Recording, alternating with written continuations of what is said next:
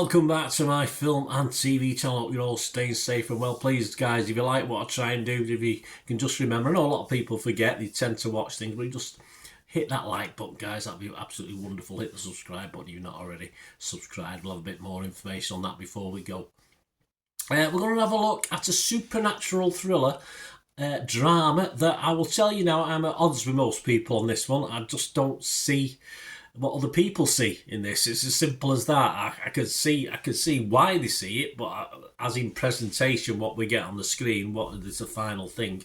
And we've even got sort of criticism of this that's positive, yet a positive score. But when you dig down into it, it's not a very positive review. So I'm a bit odd with this one. I think he's getting a lot of credit for a slightly different slant on what it does. Well, what we're talking about? Well, we're talking about the supernatural thriller drama called Presence.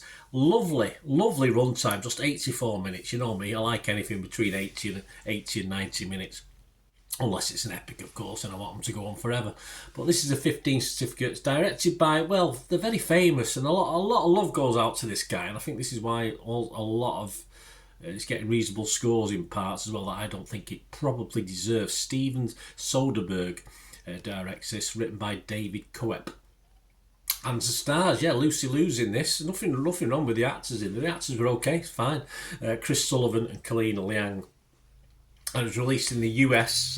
Check your territories, it's be around, probably still knocking around at some picture houses and cinemas on January the 24th, 2025. I'm doing this review a little bit later. It took me a little while to get around to seeing this one. But I'm doing this review on the 11th of March, 2025. And as I said, I'm not too sure to summarise what's going on with this. Are the critics on backhanders? I don't know. It's a bit of, I don't mean that at all. I'm just having a bit of fun. But to promote this, and even the public ratings, they're not on backhanders. Even some of the public ratings are not too bad. One or two are a bit iffy, but generally it's doing all right. And for the life of me, guys, with this film, I just don't get it. It's just, I can fully appreciate what they're trying to do, but it's just the on-screen presentation.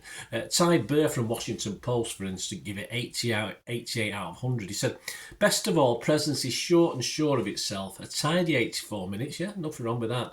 That explore a fraying family dynamic as observed by the household poltergeist.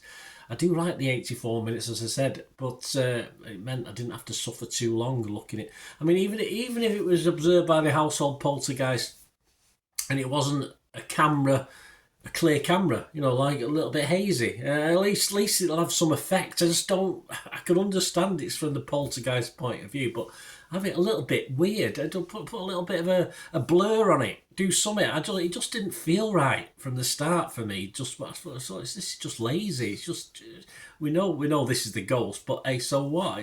What emphasises that? What makes it like that? And I didn't like that. I mean, the actual idea, if you think about it, I forgot the name of it now. I meant to look it up before I come and did this review, but you'll probably know. There's a recent horror came out that was shot from the killer's perspective. It switched. I think it switched once or twice. Of course, got that Tom Hanks film as well. It was done from a corner of a room, wasn't it, in a house? So it has been touched. That's what annoys me a little bit. It's been done before this. It's not as though it's someone, and yet some of the critics saying what a wonderful idea, stuff like this. Not particularly. We know it's been done before. Found footage, for instance, your Blair Witches, which we'll probably talk about before we go. Yeah, of course it's been done before. It's been done more atmospherically than this thing has been done anyway. So anyway, obviously that perspective is a bit of a quirk, but so it's not been overdone. But I just think we need to get more, we can't get our teeth into this one because it's a pretty drab for the most part. It does have a little interesting last few minutes, actually, and there's a build-up to that, but it's pretty drab. It's a pretty drab family tale, all told, in fairness, on the actual poltergeist activity. Jumps in occasionally once or twice, but it's not particularly scary in that thing either. Lana Murray from Empire magazine also liked it. She gave it 80 out of 100. She said, Steven Soderbergh's first-person experiment is a gamble. Experiment, it's not new. That pays off massively, does it? Not for me. This is an eerie family drama that turns a horror genre inside out and infuses it with great empathy. Absolute rubbish. I mean, this is the future. This is the sort of horror that people are rating. You can keep it for me. As I said, I do remember Blair Witch did have a video shop at the time when Blair Witch first came out. And I loved it. I did love it, but I'd warn customers, so, because obviously when you own a video shop, you tell people, don't you? You sort of recommend stuff. That's why I probably do this, but you recommend stuff and you give them an idea. But I couldn't ever recommend this. I just said, listen, I love this, but you might not. Simple as that. And that was the response I got. Some people loved it, some people hated it. Marmite, obviously, Marmite in the film package. But I did warn people. So I say some were impressed, some weren't. So yeah, there you go. I mean, I'm just looking at that sort of style, and as I say, this is a long way down the line. But I just thought it's just silly. It's not a found footage film. Don't get me wrong, but you can't compare it to something like that, and I just can't get why people like it, and that's fine. But I can't recommend this to you guys. I'll give you my scores in a minute. I can't say yes, you must watch this. I just wasn't. Let's go on to someone else who liked it as well. But this is where they like it with the score, but not particularly with what they say. Amy Nicholson of the Los Angeles Times scored this as 70. But the review is not exactly gushing, and I agree with most of it actually. She says, Presence is being sold as a ghost story, but it's more like a family drama disguised under a sheet. The eye holes are the only thing separate from 1,000 other ordinary little films about the injuries people do to those they love. Well, if it had eye holes, it might put a bit of blur on it, it might have looked a bit better. Otherwise, the story doesn't have enough flesh on its bones to hold our interest, but she give it 70. She's being critical, but is it the Soderbergh effect? I don't know. The story told from the ghost perspective doesn't elevate this from the blandness of the family drama that's going on around it. That's what it's all about. It's about what's happening. As I say, apart from the last 10 minutes, we got quite excited. I quite liked the last 10 minutes, but I really did feel like turning it off before I got to that. Again, Benjamin Lee of The Guardian, he gave it 60. He still echoes some of my thoughts, but give it an okay score with a 60, a watchable score. He said, Soderbergh operating at a low level is still higher than many of his peers, so there's a lot of love out there for Soderbergh. Presence just never fully comes together in the way we hope. A ghost story haunted more by the possibility of what it could have been. Absolutely, I totally agree with that. The principle of it, with a better story, the cast were fine, with a better story, a bit more thought behind it, yeah, it would have been good, but it's not. It is what it is, unfortunately. So I'll finish off with a critic who does agree with me, Rex Reed of The Observer. He simply said, and he sums it up really, it's hard to label a film this empty, but the word worthless comes to mind instantly, and I have to echo that. I'm sorry, he didn't score it very highly. I think he gave it 20 or something, 15 or 20 from memory. Even the tagline works. Tagline is, in this house there is a... and it's blank, so I mean, yeah, because there's nothing in it. It's rubbish. I mean, there's a ghost, but there's no substance to the film, no substance to the story. Other scores, as I said, I'm in the minority, guys. Rotten Tomatoes, the critics, 215 critics, 7.1 out of 10. 189 fresh, 26 rotten, so at least there's 26 leading my way.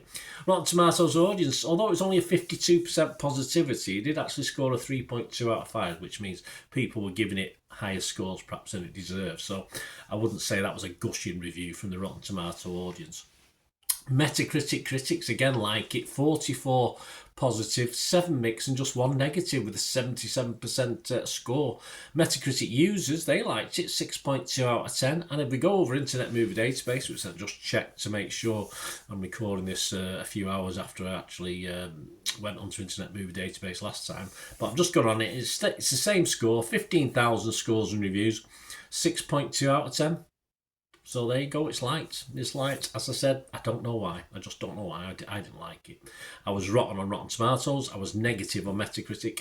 And if something doesn't get a 5 out of 10, I don't score it. And if you watch my TikTok, you will see what score I gave this. But as far as this review is concerned on YouTube, I'm just going to give it a no score. It's not worth it to me. Very disappointed. It's all opinions. That's what it is. It's all opinions. I say I'm in the minority. If you like what I say, or if you don't like what I say, it's all opinions, guys. Hope you like what I try and do. Please leave us your comments on this film or anything to do with film and TV. That'd be wonderful. And contact me through my socials. And yeah, if you do like what I try and do, as I say, it's not just about me. I try and give a cross section. Some people don't like that. Some people want someone to rattle on about the screen with their own opinions. I try and give a balanced view as well with other people's opinions, plus mine, of course. So if you like how I try and do it, guys, I'm always after help and support for the channel. Might just be watching an ad or following a link or something like that. Helps me out, obviously, and the long term as far as the channel's concerned. So if you want to support me, all you ever ask is you keep watching and listening. Please to help me out, guys. If you watch the ads, if the ads on this YouTube ads, that helps in a very little way, but it all helps. It all, watch the pennies and pounds look after themselves, they say, don't they? Or the pennies or the 10p's look after themselves. But if you watch the ads or follow the links on the ads as well, that's always a nice way to support the channel. If you sort of hang on for it, I've done that. I watched other people's and followed the ads, just something I fancied, which does happen from time to time. Of course, you can support me by pushing that subscribe button as mentioned earlier, and that's of course pressing the button so you know when these vlogs are coming out. And of course, I'm always interested in your opinions, and of course, if you can give us a like, that'd be wonderful as well. So thanks for watching, guys. Hopefully I'll join you very, very soon with something else. Until we meet again, I'll never ask one thing, don't I? Please stay safe, everyone. Bye for now.